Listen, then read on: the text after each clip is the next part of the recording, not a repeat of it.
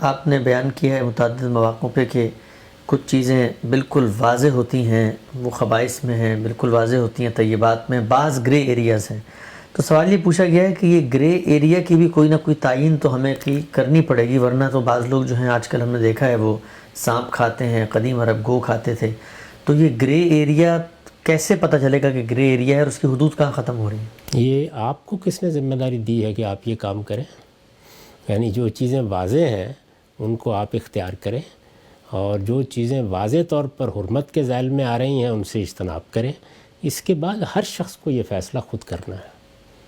یعنی یہ grey area جو ہے اس کے بارے میں رسالت باب صلی اللہ علیہ وسلم نے عام لوگوں کو ہدایت فرمائی ہے، اور یہ لوگوں کے ذوق کے لحاظ سے، ان کی عرف و عادت کے لحاظ سے مختلف بھی ہو جاتا ہے۔ اس میں فرمایا ہے کہ جب ایک شخص کو کوئی فیصلہ کرنے میں اشتباہ پیش آ جائے، بینہما مشتبہات، تو اس کو چاہیے کہ حرمت والے پہلو کو ترجیح دے، یہ تقوی کے زیادہ قریب ہوگا۔ بڑی واضح ہدایت دے دی گئی ہے، وہ ہر آدمی خود فیصلہ کرے گا، اس میں آپ کو کیا کرنا ہے۔ تو لیکن مثلا آپ سے پوچھا جائے کہ آپ طیب اور خبیث میں فرق کرتے ہیں، تو سانپ کے بارے میں کیا رائے ہے؟ میں جو واضح چیزیں ہیں وہ بیان کر دوں گا، اور جو اس طرح کی چیزیں ہیں ان کے بارے میں اپنا ذوق بیان کر دوں گا۔ اب یہ کسی آدمی پر کوئی لازم تو نہیں ہے کہ میرے ذوق کی پابندی کرے، یا اپنا اطلاق بیان کر دوں گا کہ میرے خیال میں اس کی صورت یہ ہے۔ تو اس میں یہی طریقہ اختیار کرنا چاہیے۔ اصل میں ہم انسانوں کے ہاں فہم کا تنوع، ذوق کا تنوع، عرف و عادت کا تنوع، اس کو قبول ہی نہیں کرتے ذہنی لحاظ سے، ایک ہی لٹ سے ہانک دینا چاہتے ہیں۔